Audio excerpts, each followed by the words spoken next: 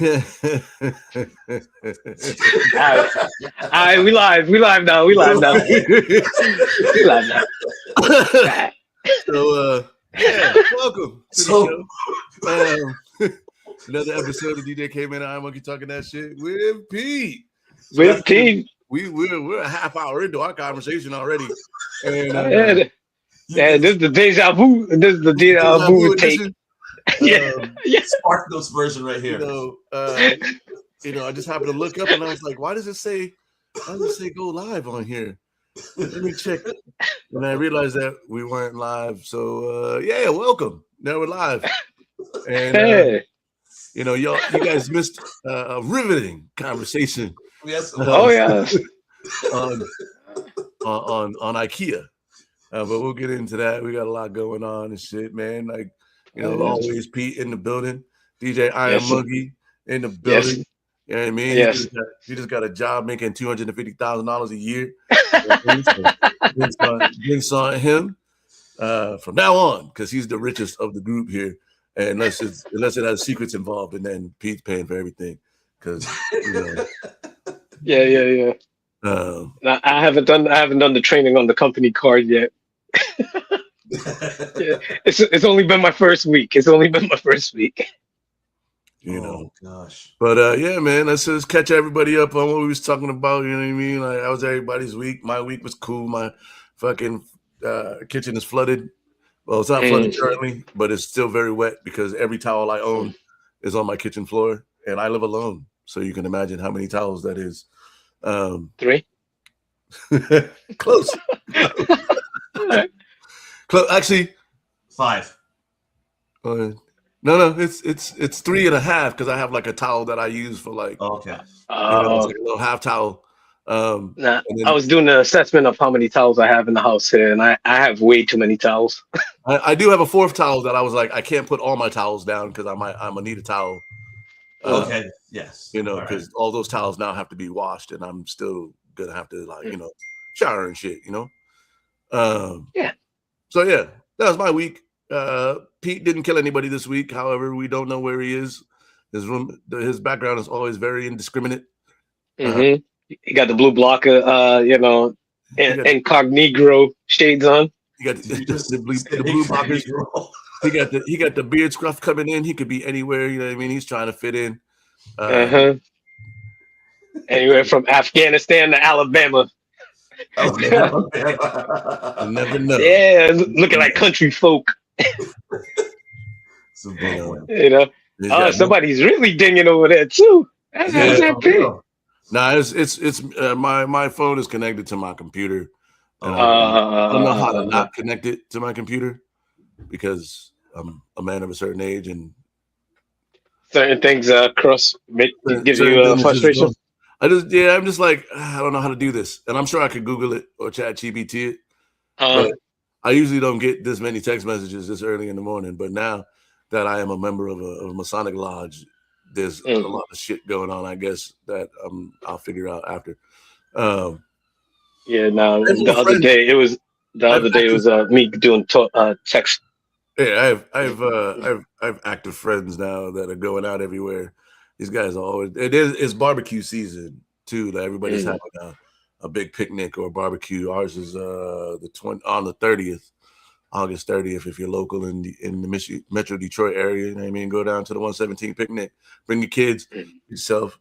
Get yourself a backpack, and I think they're giving away tablets too. So, go down. Yeah, the food will be in abundance.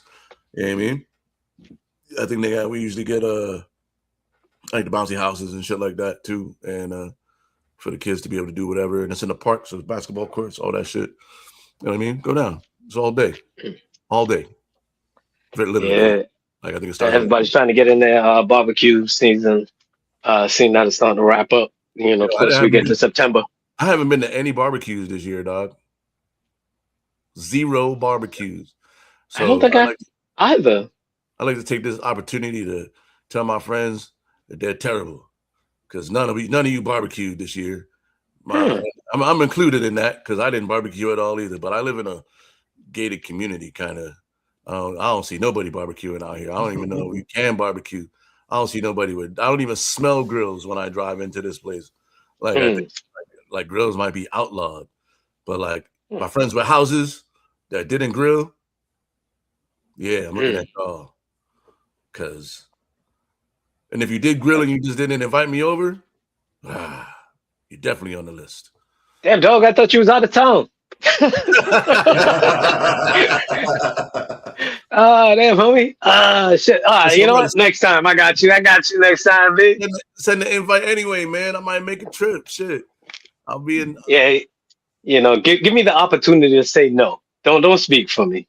Yeah, you just assuming that I'm out of town. I might be in town that week, depending on what you're doing. You know what I mean? If I can get the time off, shit, I'm gonna be out there. And what is it, next week? Not next week. We got the next. You know what I mean? So, you know, I'm back and forth. You know, what they call it?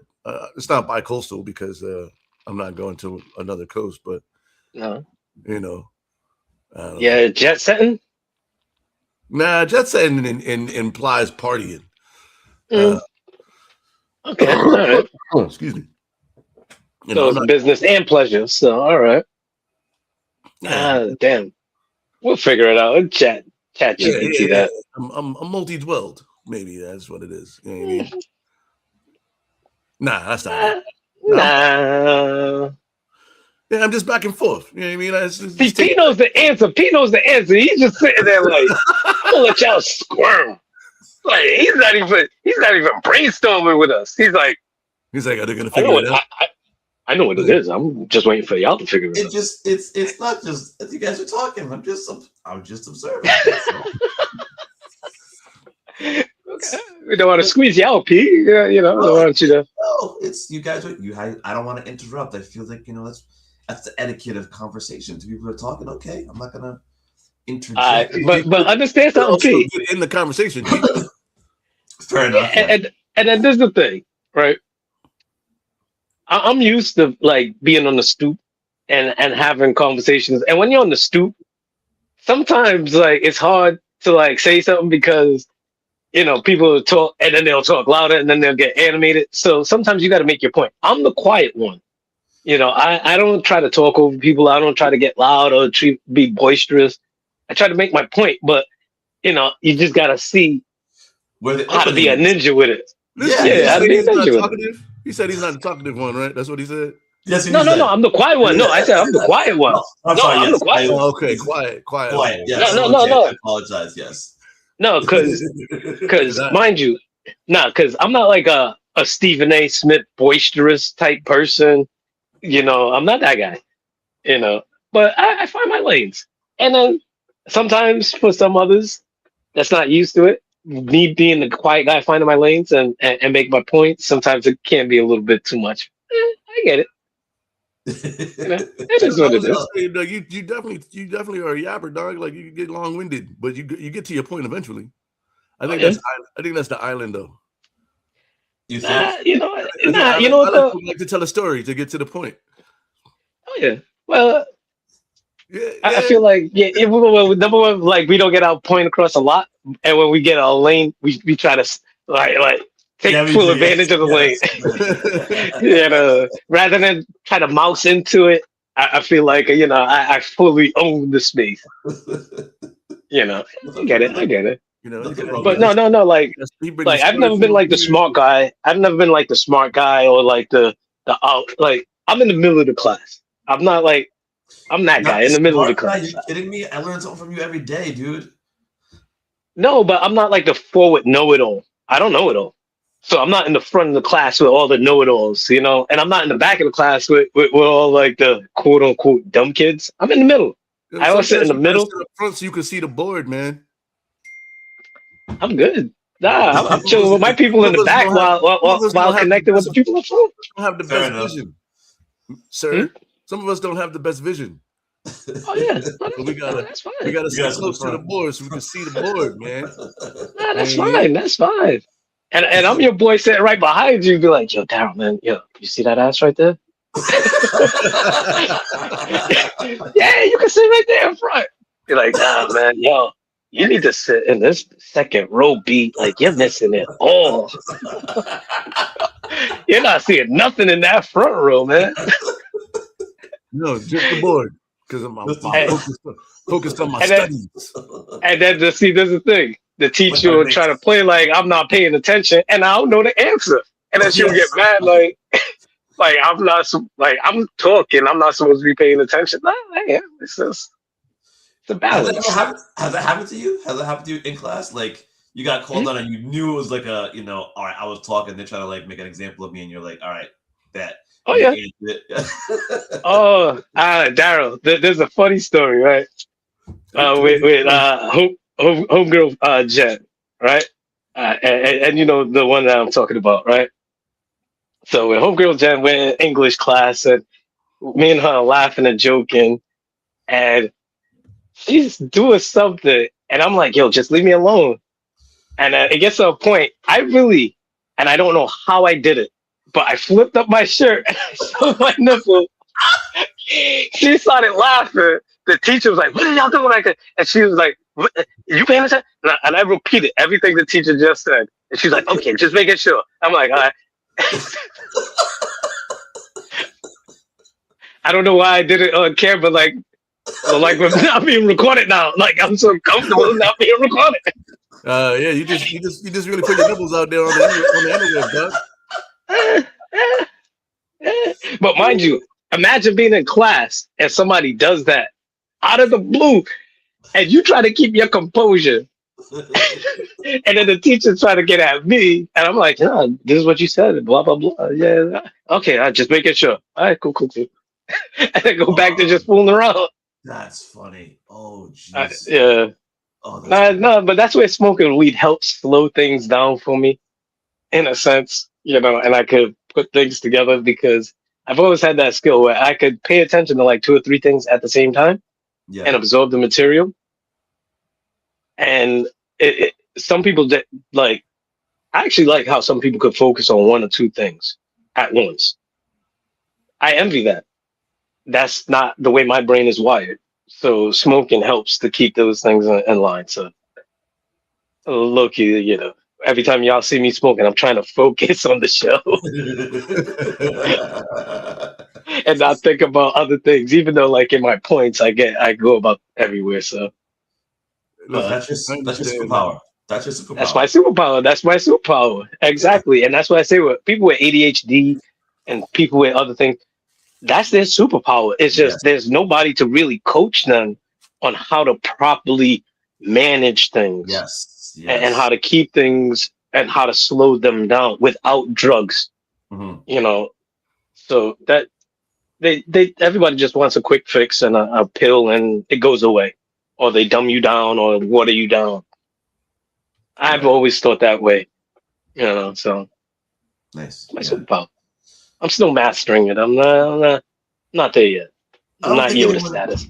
Yeah, I don't think you'll ever. I think you can. The best you can do is just control it better. I don't think you ever like can truly master it. Because I even see that with my son. Like he hasn't, he has those tendencies, those qualities, but like we're trying to teach him just to harness it because it'll never go away. So and he's working towards it. He's gotten better with it. He's definitely gotten better with it. And even in that process, I almost feel like I may have had or I have those tendencies. So I'm trying to like work on it myself too. And I know we was talking about this before, and I'll make it relevant. We was talking about this when we wasn't recording, but as an adult now, I like watching cartoons as an adult because now I get to see like different aspects of the cartoon. I see different angles of it, like even little simple things like Care Bears, and Care Bears stare and it came out of their chest. Now as an adult, especially working with beads and everything, and knowing how the chakra works. When things come from your solar plex, it has more force to it. And as a kid, I never really thought about it like that in terms of those kind of things. But now as an adult, when I watch cartoons, I'm looking at the metaphysics of it all. Like, yeah, it's a cartoon. Yeah, it's not real, but there's elements of it that as an adult, I can appreciate now. And I've said earlier, I'm my own program director. I can watch whatever I want with streaming. So 2 points on that. Number one, the Care Bear stare was never to be underestimated. Number one. Mm. Right. That was okay. Okay. Anyone says the Care Bears there was that was it. They said Number it with two, their chest. they said with their Yeah, they chest. Yes, said it they with their did. chest. Yeah, say it with your chest. Exactly. Number two, Yeah. Dawu as an adult, the point you just brought up, I never thought of it that way at all.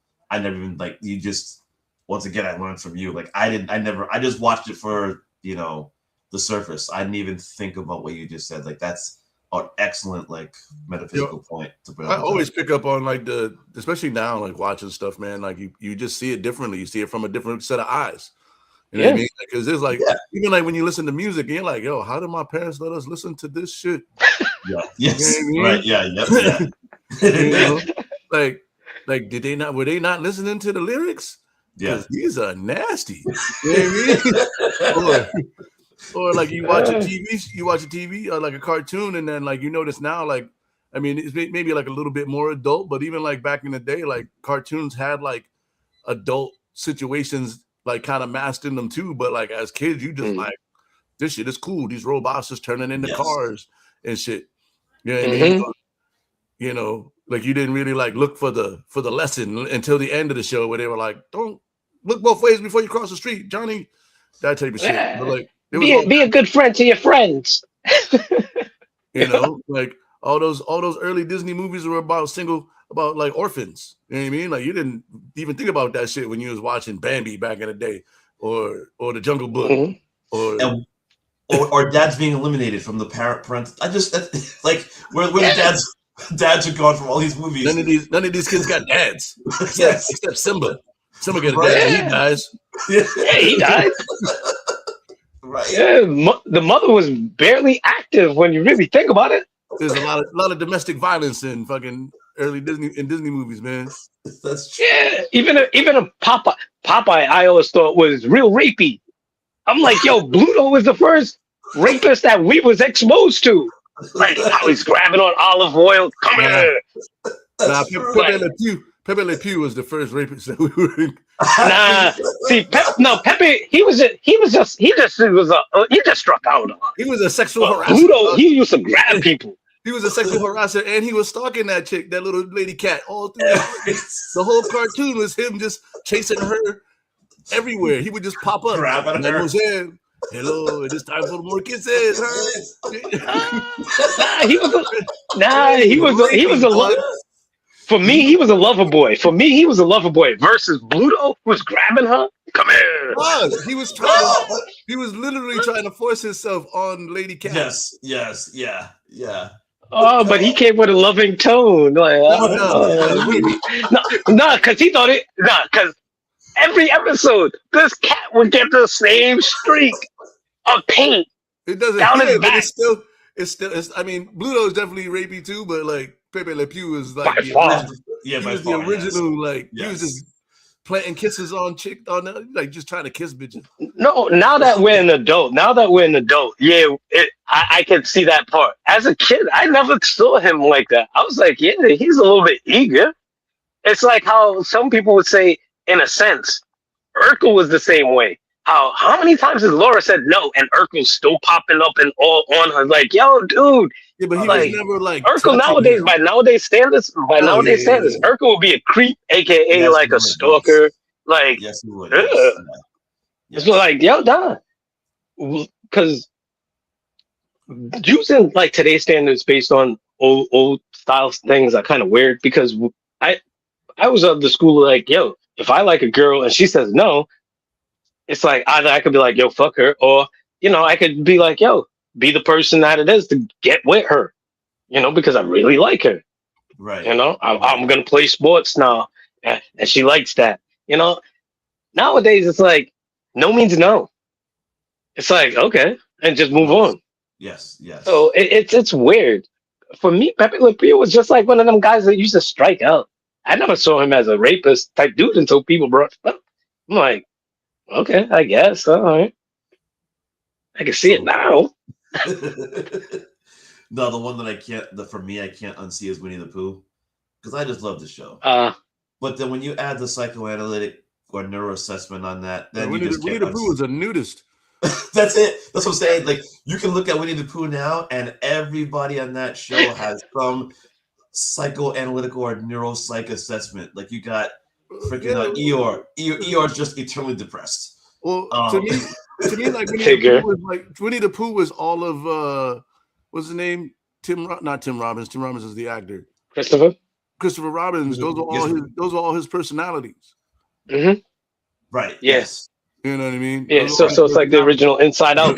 You know, fucking Eeyore was his sadness, and you know, Tigger was his amped up. You know what I mean? Crackhead side, narcissist. You know, Winnie the Pooh was the hunger. You know what I mean? That's why he never had and the nudist because he never had no fucking pants on. That's right. I still remember to a guy who never wore pants. It was weird. Kanga, and then Roo.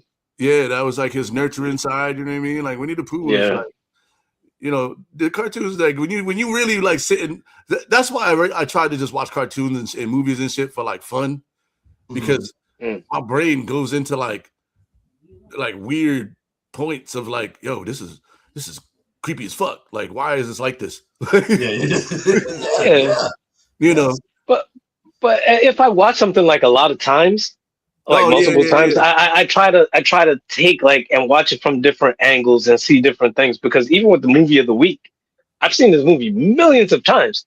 I was like, okay, is there a different viewpoint that I can take with this movie, right, and watch it differently? So it's like even with some of them old school cartoons, like G.I. Joe and stuff like that. Then there's Centurions. Like a lot of them, Centurions, yeah. A lot of them with like heavy and mystical arts, but it's in cartoon form, so it's harmless. But when you're looking at it as an adult now, like for me, it's like this is actually pretty fucking deep. Like these motherfuckers was also real deal crack, not a crack, coke, because crack is white. They was on some real deal coke. They was on some real deal coke. Fresh off the boat. One of my favorite fun facts is that Jim Henson didn't do any drugs. Oh, but some of his shit was weird as fuck. Oh my god! He just had a twisted little mind. But he did, like the documentary. He has a documentary, and they talk about how he never did any hard drugs. He was just a regular. He probably smoked some weed because everybody smoked weed in the 60s, and 70s. Yeah. But like he never did like LSD and all that shit that people thought he was on. But when you watch the Muppets, you're like, are you sure? Well, some of them, the early works, some of the early works is nightmare fuel for real. Yeah, Fraggle Rock. Like that, and like what was that? DC Follies. Oh my goodness, DC Follies for me is pure nightmare fuel to this day. Oh my god, I absolutely hate those puppets. Oh my god, with a passion. Oh, they're so fucking scary, but some people like them. So.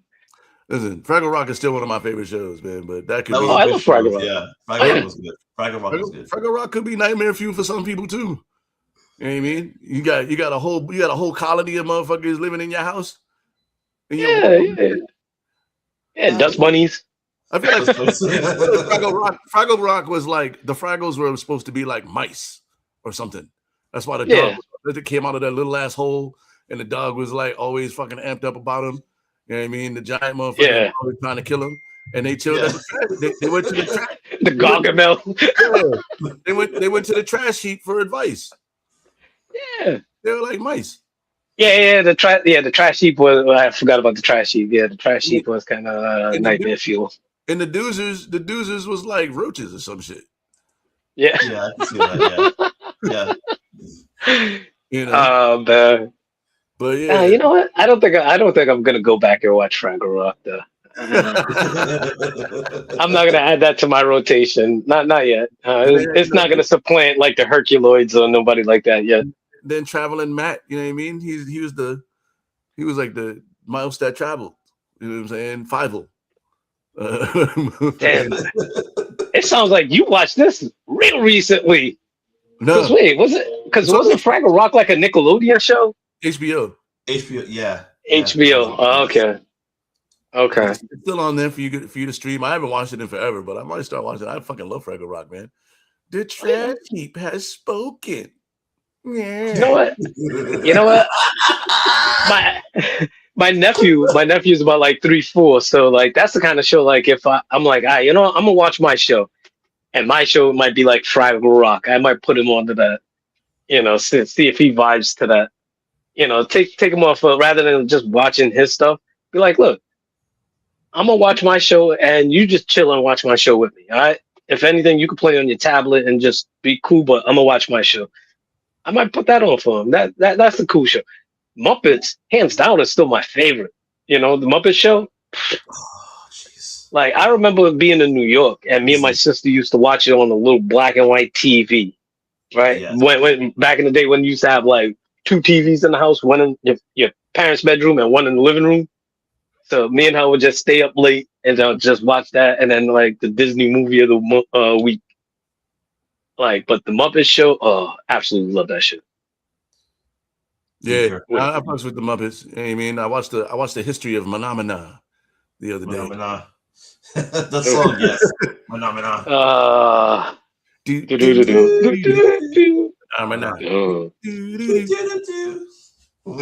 it's in your head now. It's in your head now, people.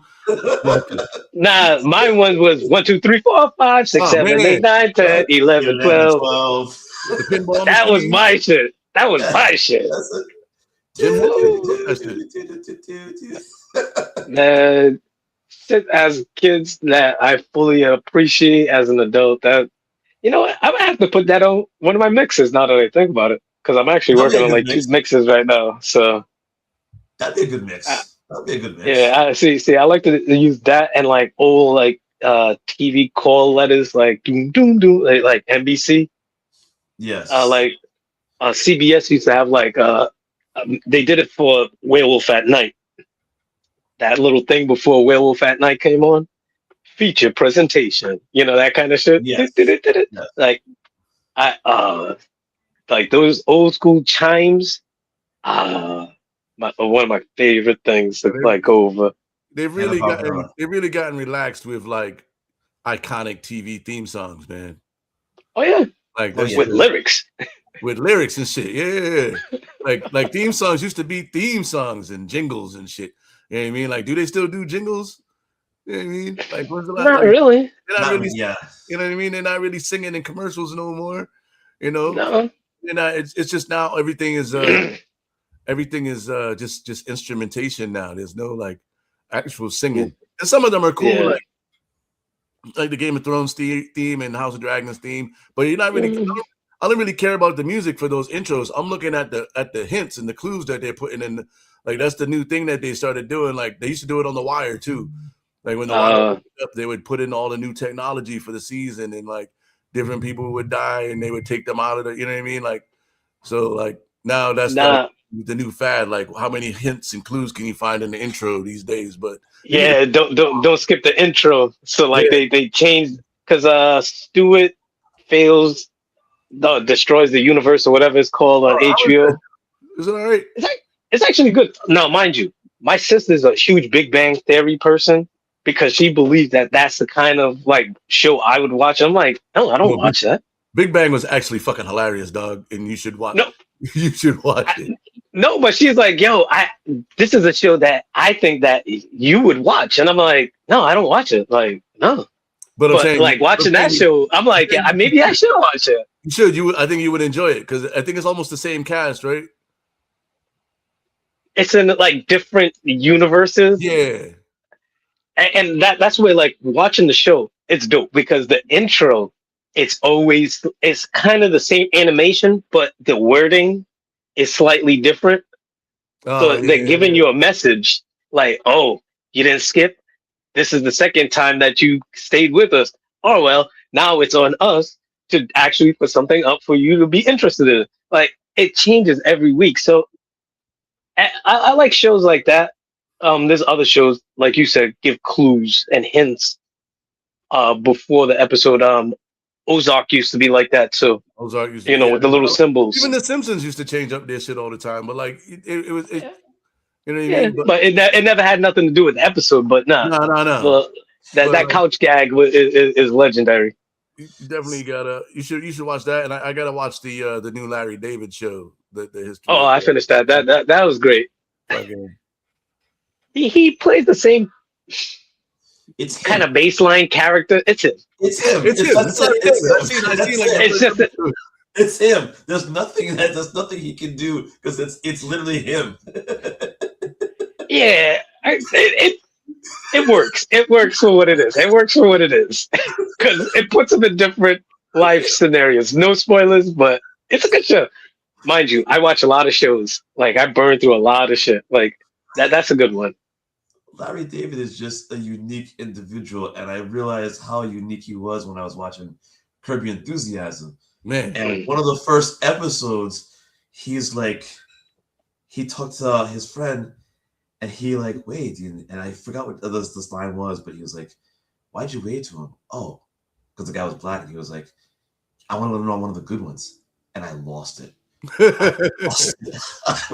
And like all those various scenarios, like even the one that I think that was a good one was and it made me think actually was when him and his wife, they were talking. She wanted to like go to a restaurant, and then she wanted to go to somewhere else, like for dessert or whatever. And he's like, no, I don't want to go to 2 places. I want to just have my dessert here.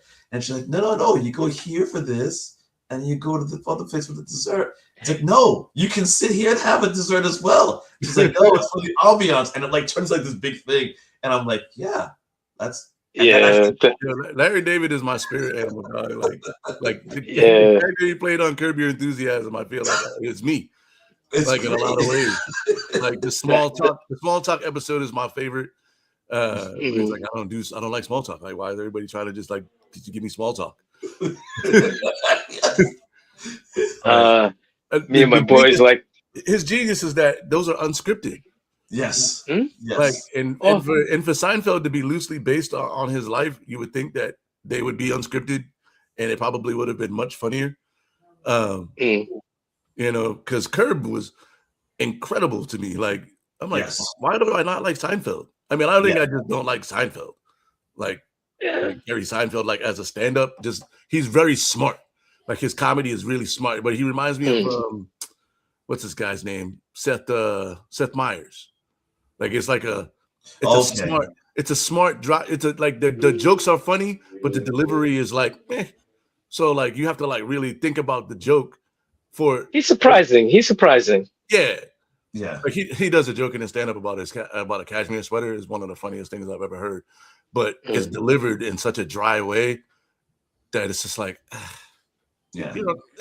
Like his post Seinfeld career is interesting because like he'll pop up in like some random places. Like he was in one show or movie where he's in a strip club with black strippers, and I think it's like top 5, and he's with Tracy Morgan and it's like and then with like strippers, and, like he just does weird stuff like that, and he's that kind of cool guy where it's like, okay, even though Seinfeld was very white, I could see like where it's like, okay, he was doing it for corporate dollars, it was a corporate show. But getting back to Larry David, there's that episode, and me and my boys, we still do it every now and then, where him and Crazy Eye Killer, and Crazy Eye was like, oh, Larry, you know what?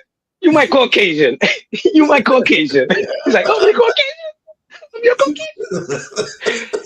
So shout out to Sean and shout out to Perseus. I call him my Caucasian, my boy TJ, my white friends. They're my Caucasians. Shout out my white friends. I might be watch that actually. I might be watching that because that show was genius. It's finally done. I think it's like 11 seasons. Yes. Yeah. Yeah, I've stopped. I haven't finished I think the last 2 seasons. It's great. It's great. He finds himself in the weirdest situations. The show got better with JB Smoove on it too. I was gonna say that next. Wait until he shows up. What's his name? Leon? Yeah.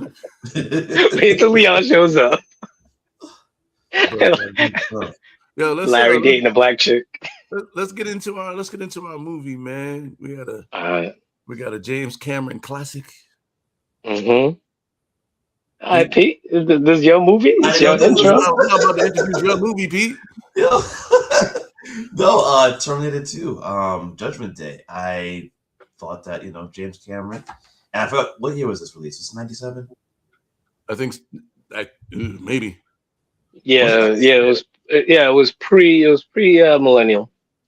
Yeah, I think it was 97. Mm-hmm. Starring Arnold. Yeah, that's when the world was supposed to end. Back one of the times the world was supposed to end. One of the times, exactly. One of the times was Yeah. Linda Hamilton, Eddie Furlong, and 1991. Oh, okay. 91? Oh, 1991. wow. Wait, Terminator 2? Judgment Day, 1991. Seriously? Oh, wow. I thought it was later than that. Okay, my bad. I apologize.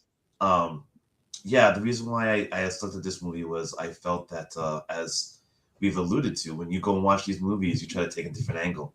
And I think the one obvious one was AI. And, I think everyone took this as, oh my gosh, this is what could happen. Like, this is where we're going and such. There was that level, but there was also a level that I think resonates with me is the idea of family.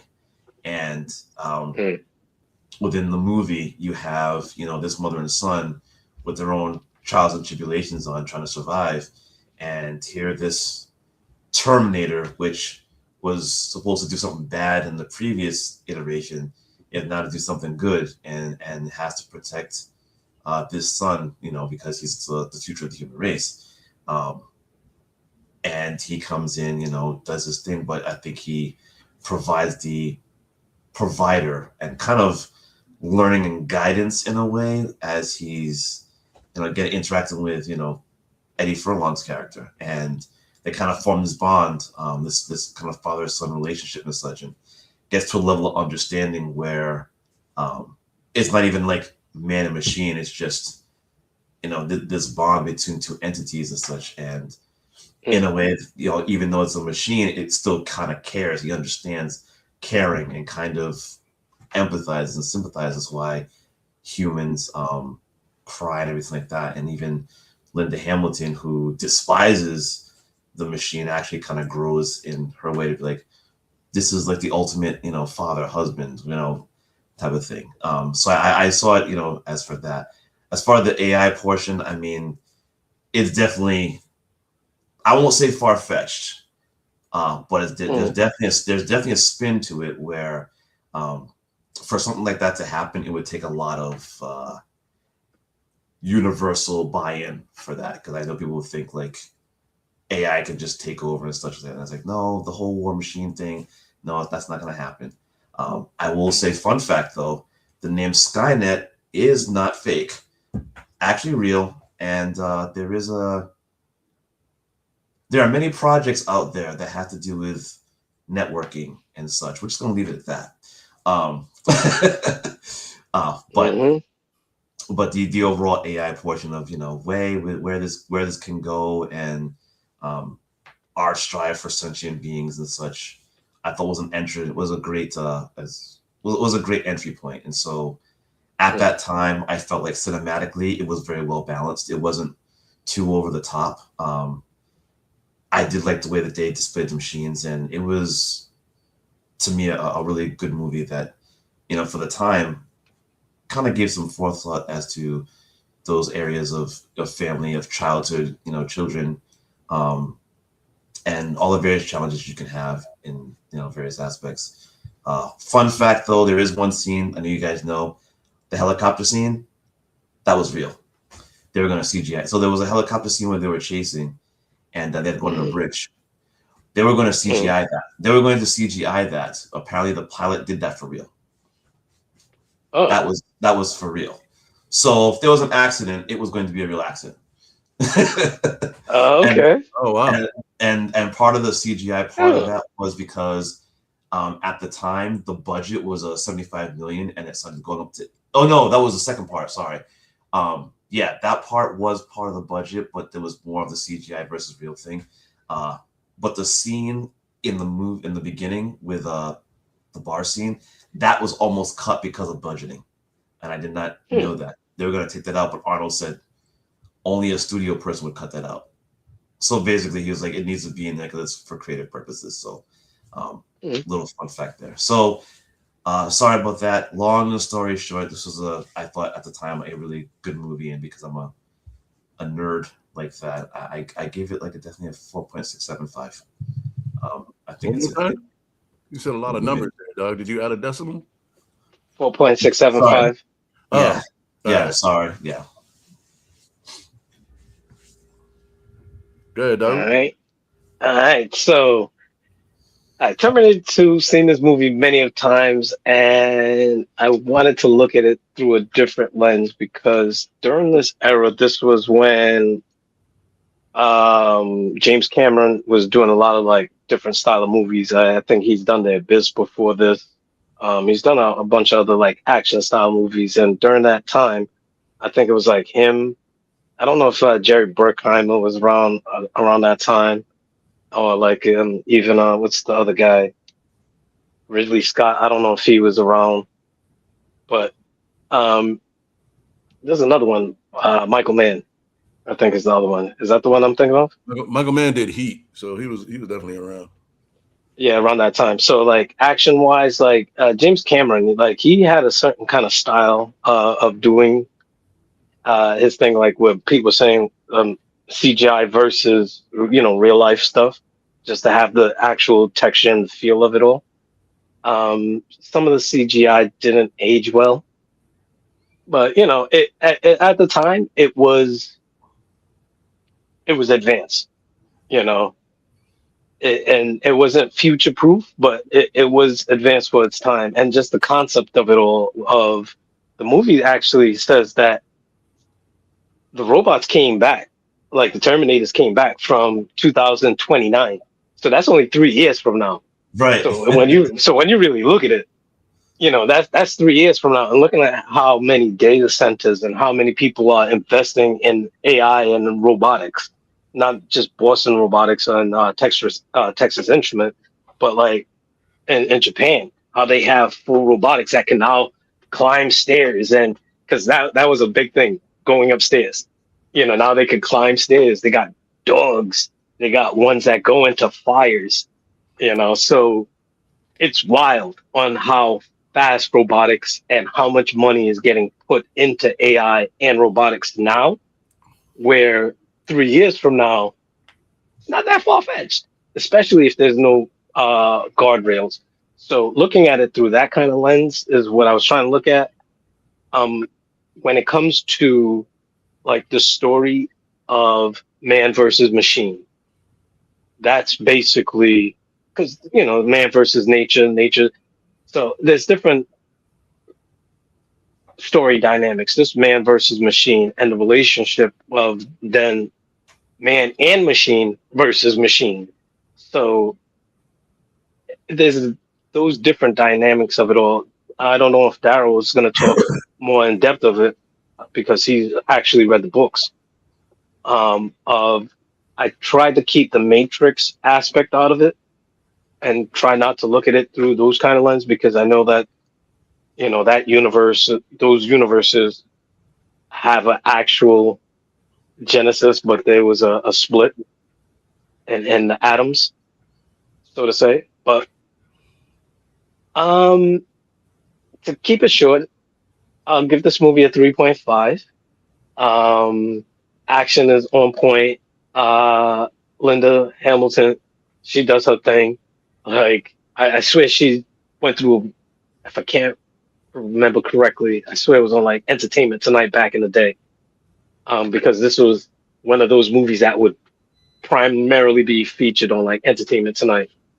But she went through a bunch of different trainings, military trainings. Yep. So, the other thing too, looking at it and putting a button into it, is also looking at her and the way that mental health was looked at back in those days. Yes. Like even nowadays, it's like people like that. It's like they're crazy. They don't know what they're talking about. So it's one of those kind of things to look at as well with this kind of movie. when it came to like mental health and how it was looked on and frowned upon and how it was dealt with. That was a big thing with this movie. So again, 3.5, solid movie, loved it. Um, the Saturday afternoon movie.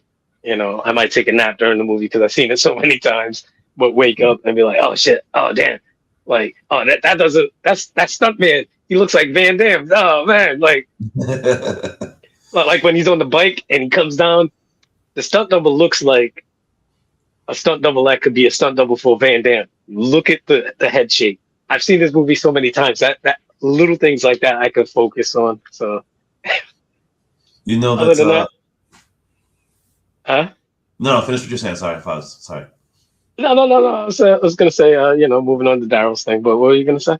No, I was gonna add on to that Linda Hamilton's sister actually was in the movie, playing body double in a couple of scenes, and I think there was one story of like Arnold mistaking the sister for Linda Hamilton, and apparently it was weird. It was weird. He made a joke that was not so inappropriate by today's standards, and thought it was Sarah. It thought it was Linda, but in fact it was Sarah.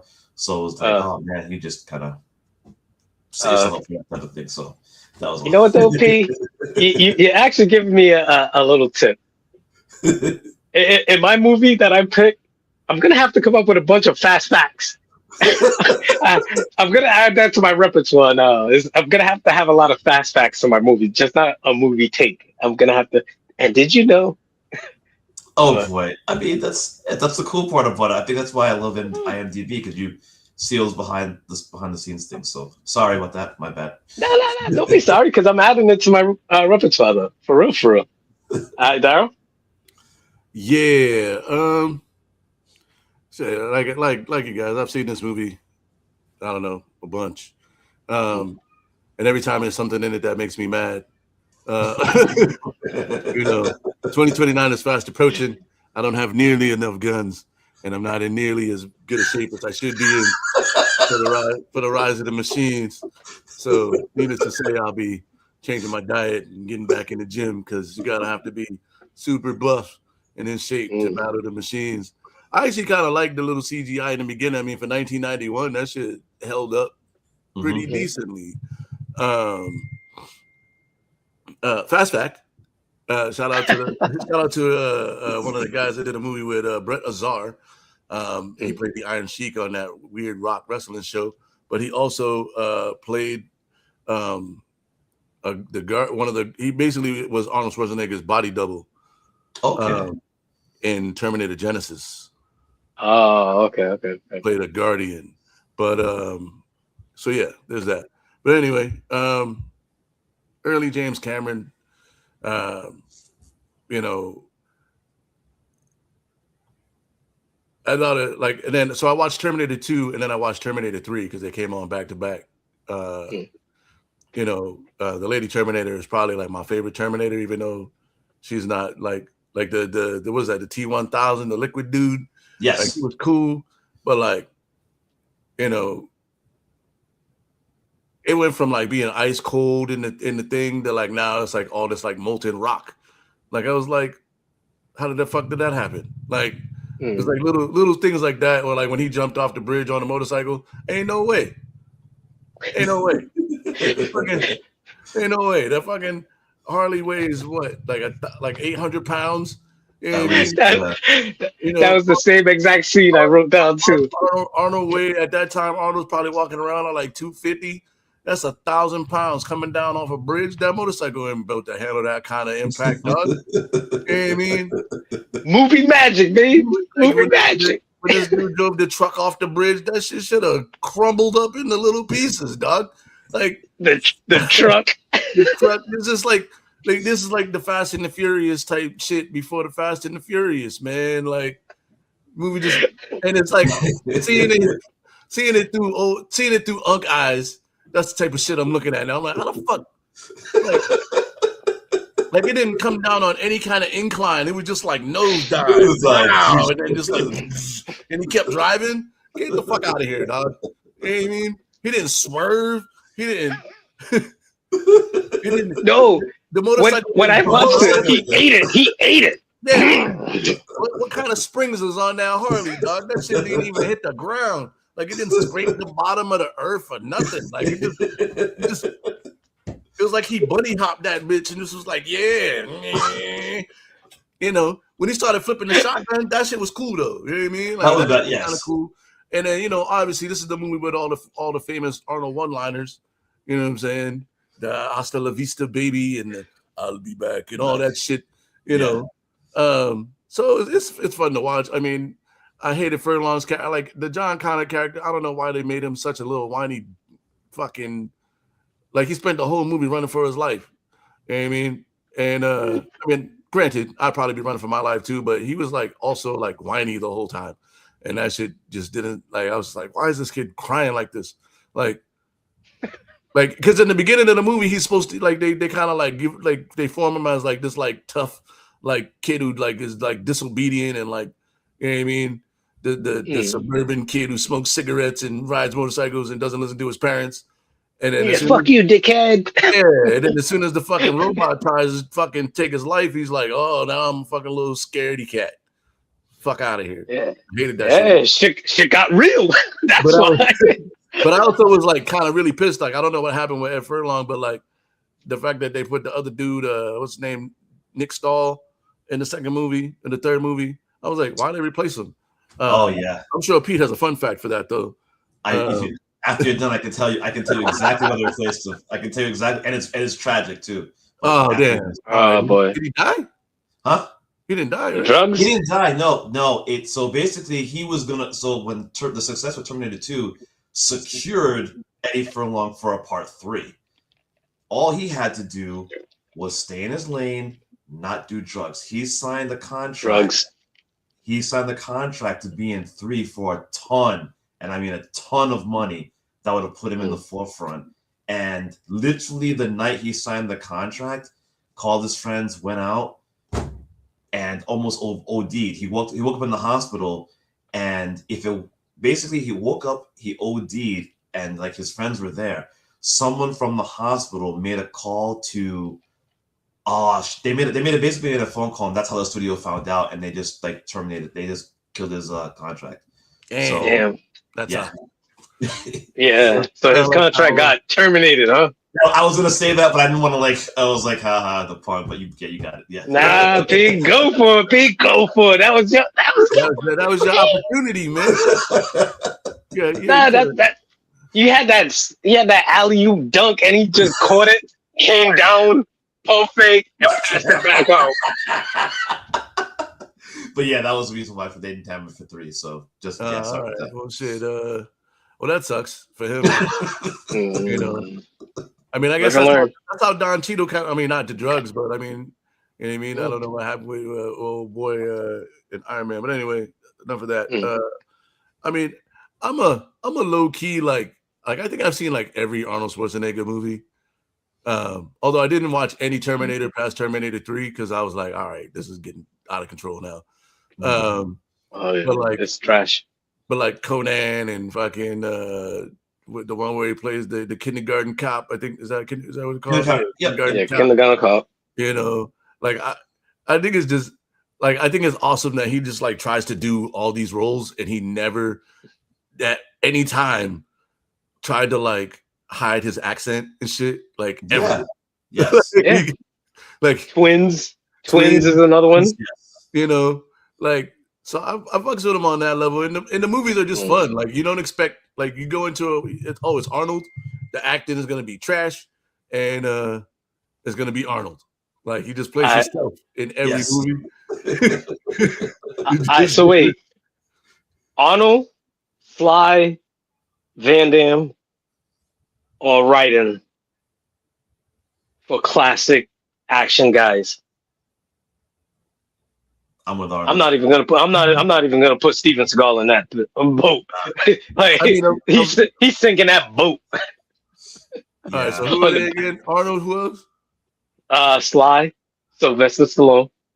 You know what? Van Damme, because for me it's really between Van Damme and Arnold. Of those Bruce Willis was another one. Bruce Willis was big back in the day. I mean, of the back in the day stars, man, I'll probably go with I'll Say Billy Blanks. I'll probably go with Stallone, man, because Tango and Cash was my shit, man. And then he played, and then Cobra, and then all the Rambos. The Rambos were just as bad as the Terminator movies, and then Rocky. Wait, Kirk Douglas. Like, would you put Kirk Douglas in that? Nah, Kirk Douglas did too many serious movies. Kurt Russell, though. Kurt Russell would have been. Oh, Kurt Russell. That's the one I was thinking of. Kurt Russell. That's the one I was thinking of. Yeah, Kurt Russell. Yeah. Kurt Russell had Big Trouble in Little China, and like they all had like a couple of like big hits. You know what I mean? Yeah. But like for me, like when I look at those guys, it's like the guy who plays like the same character in every movie, no matter what. And right now, that guy is Jason Statham. That's true. Yeah, that's the point. Jason Statham plays the same exact dude. Liam Neeson. Every movie, Liam Neeson. Well, no, because Liam Neeson did play Qui-Gon in the Star Wars shit, but like, and he was in the new Naked Gun movie. Was he? Yeah. Yeah, it's all right. So, but yeah, I'd probably go with 5, man, just because of those 3, he has more movies that I like. Overall. I'm Arnold. Yeah, I'm Arnold. I'm Arnold. Team Arnold. Arnold was Conan. Arnold was Conan. You know, like, and then even like the other movies like Twins, and then Kindergarten Cop. I absolutely love Kindergarten Cop. That's one of the movies I could just watch on rewind all the time, like on replay, on loop. But like he has so many different movies that even the other one that he had, like Red Dawn, with him and the Belushi guy. Yeah. What's the movie you did with Jamie Lee Curtis too? All right, yeah, I can see. Yeah, True Lives. Yeah, like Raw Deal, I think was the name of the movie. Like I actually Racer. Yep. With Ali Berry. Yeah, because see, this is the thing. Like, all right, yeah, I got to switch my shit to Arnold then. Yeah. you see, Last Action Hero. There's another movie too. So the thing is like with some of these old school stars, like because we're of this age where like there was big names like movie stars. One of those people that I actually was doing like some low key research on, and I don't know why, was Whoopi Goldberg. And I was watching a bunch of Whoopi Goldberg movies. Yeah, Whoopi Goldberg got a dope filmography, dog. Like, not the ones on Tubi. Not the ones on Tubi. Like Jumpin' Jack Flash, cool. But then there's like Burglar. There was one called Telephone where she's just on the phone the whole movie. Like, there's tons of Whoopi movies that I watched recently, even before I started getting into the Marvel universe, because I've already finished Endgame and I got to get into the Loki series. And that one is going to eat up all my day today. All right. So Loki, and then I'm going to go back into the other movies. But I was watching Whoopi movies, and I'm like, what the fuck am I really doing with my life here? Like, why am I doing this? Why? Nobody's telling me to do this. That's a choice. Whoopi's funny, though. So, I mean, fuck it. It's worth it. Nah, but, like, I was on that time with Arnold. I was on that time with Sylvester, like, because he had that movie Oscar. Like, he's had, he wasn't Throw Mama from the Train, but he had, like, that other movie. Like, he had some kind of comedies and stuff like that. He's all right. And then, like, Kurt Russell was the guy who was before Bruce Willis as, like, you know, the Midwest Americana kind of guy, because Sylvester was, like, the Italian American, and Arnold was the foreigner. You know, so. Hey, you forgot about Ralph Macchio, dog. Nah, he was never considered an action hero. Yeah, come on. Picture Ralph Macchio and Rambo. Like, come on now. Like, you could swap these guys in and out of the movies. Like, all right, I can see Arnold and Big Trouble Little China. We did leave out Danny Glover though. All right, Mel Gibson. I mean, okay. Mel Gibson. Yeah, he was the Australian guy. Yep. I feel like we were. Danny Glover, I guess, was the black guy, but like, yeah, who's really the black action guy? Back then, Danny Glover. Yeah, I mean, you could argue. He was the only one. You could argue Samuel Jackson. I mean, no, Sam Jackson wasn't. Carl Weathers. Carl Weathers. Carl Weathers. That could be argued. Maybe. like I'll put Carl Weathers over. Homeboy, Danny Glover. OJ. But like, Wow. that's a bad kind of action.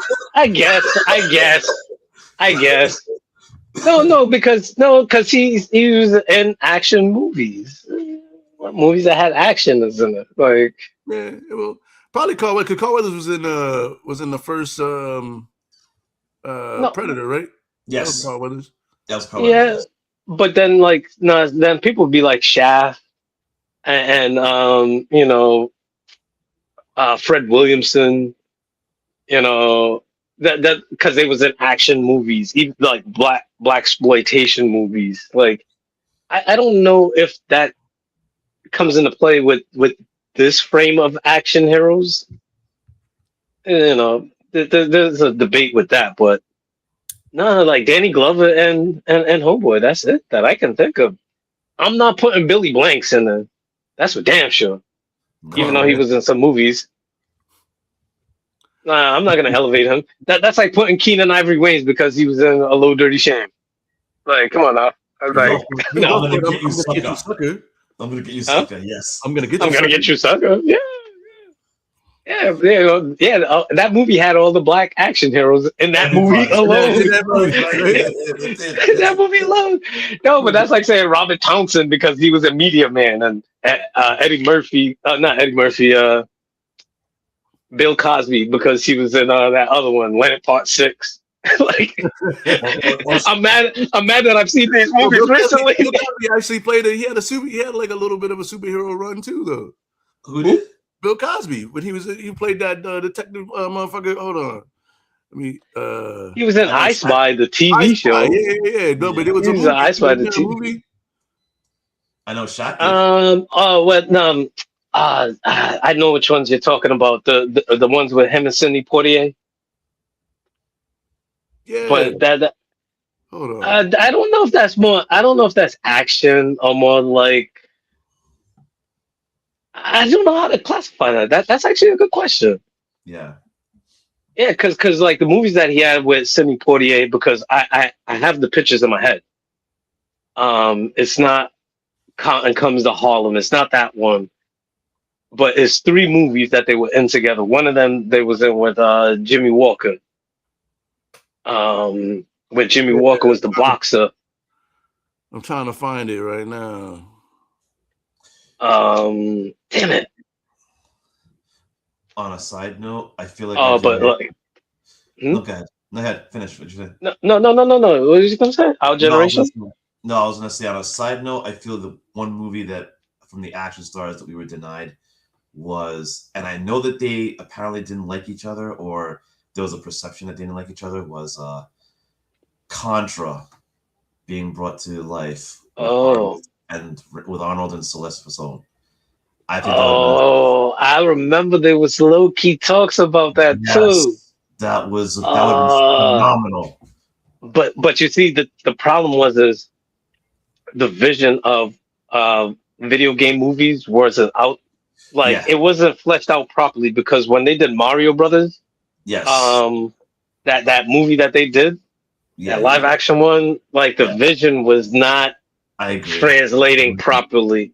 So like, and then they even tried with He-Man, the Masters of the Universe with the Dolph Lundgren. Like the vision, it just wasn't translating. The vision wasn't there properly. Because there was even talks with Thundercats with we're trying to think of Uptown Saturday Night. That was the movie I was trying to think of. Uptown Saturday Night. Yep, that's it. And them series. But no, there was what's his name? That actor, Brad Pitt, as Lion-O. So like the talks of there was weird talks of like the Thundercats movie with Brad Pitt as Lion-O. And but this was like early, like this was about like I want to say about like 7-8 years ago, maybe, if not more. And then it was wild where they had like Vin Diesel as Panthro. I'm like, maybe not. But Yo, it was around that era. It was around that era. Like Ving Rhames should have did that shit with Ving Rhames. Like yes, exactly. Yes. Right. Ving And Rhames. see, and that's why they was trying to just throw names out and get a beat on those names. And like Ving Rhames was one. Who's the other one? Michael Doc Clark Duncan. Yeah, Yep, like, he was another name that was thrown out there. I'd have to use somebody like Akbar, whatever. I'm not even going to try to fuck up his last name.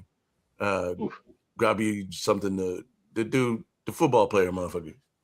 He hosts. Oh yeah. 154. Yeah. Yes, I need to talk about Akbar. Yes, I need to talk about. Yes, I can see him doing it now. But anyway, I give the movie a 3.756. Oh damn. Yeah. Oh damn! I thought you gave a score a long time ago. Oh no, shit! No, I didn't. No, he didn't. We got sidetracked, but it's cool. We back. Damn, my bad. I didn't mean to pivot like that. It's all good. It's all good. Football season is fast approaching. Get your picks ready. You know what I mean? Yeah, fantasy football. I'm actually doing a week 1 tailgate down here. So if you're in Detroit, you know what I mean? Yeah. Come to the I gotta start. tailgate. Gotta start getting my notes. I think my draft is I got it on my calendar on like a Thursday. I retired from fantasy football a long time ago, but I do like to make some picks. So if you try, all right, well, you know what? Of course, the bet is still on. I won last season's NFL bet. Yeah, I won the NBA. I won the NBA. Your team went all the way, so you know what I mean. We'll take that. NBA baby. Yeah, this year is going to be wild because we don't have Mike Tomlin for the Steelers and the Giants. What you gonna do? And it's a live wire with the Giants, but it's a live wire with Harbaugh. John, is it John? Yeah, I think so. We got two Steelers fans over here now too. Wait. Oh yeah, Steelers Van P. So here's a debate about that. I've told people like there's a debate about this. So I've told people, listen, everyone has their favorite team, and there are some people that have like multiple teams. And then you have those who only cheer for people when they're winning. Now, I've always been a Pats fan because of Steve Grogan. I thought the man was he wasn't the greatest quarterback, but he was awesome. And I have an autographed picture by the guy. So I've always been a Pats fan. Okay. Now, when I went to the Steelers Nation, I did absorb being a fan of the Penguins. I will say that. I will definitely say that I'm a Penguins fan. As far as the Steelers, I was like, I don't know. I don't know why everyone likes the Steelers. Football season came around. I get it now. Totally get it. And did I immerse myself in it 100%? Not as much as I thought I should have, but apparently I did from other people's observations. You wear a lot of Pittsburgh gear. That's what I was saying, man. That's what. So most of that is mostly because of school. But I do have like a hoodie, and I'm like, am I too expensive to like both of them? All right, so P. So it's like I like the Pats because of the history. Steelers, the history, the culture. I understand the culture a little bit more. So it's like I'm in between the two teams. So all right. Well, you're gonna have to pick a side when it comes time. Because I believe they're playing this year together. You literally wow. No, but mind you, I have a polo one that has the Charlie Brown kind of thing, but it's like a yellow stripe. It's a black polo. Yeah. It has the yellow stripe and the Steeler patch. Okay. But I have some other gear, but I have to start to get some more. But I'm also a Giants fan too, because going to school with Daryl he was a Buffalo Bills fan, but he was also a Detroit Lions fan. And the thing is they're both in two different conferences, so it's not really conflict of interest. Unless they play each other. They used to be owned by the same people too. So you see, for Daryl, it was like, I was like, I like the Giants. I love the Giants, but there's something about the Steelers that I actually love. And they're two different conferences. you know, and that's the way I've always equated it. I was like, yo, But like, blame it on Daryl.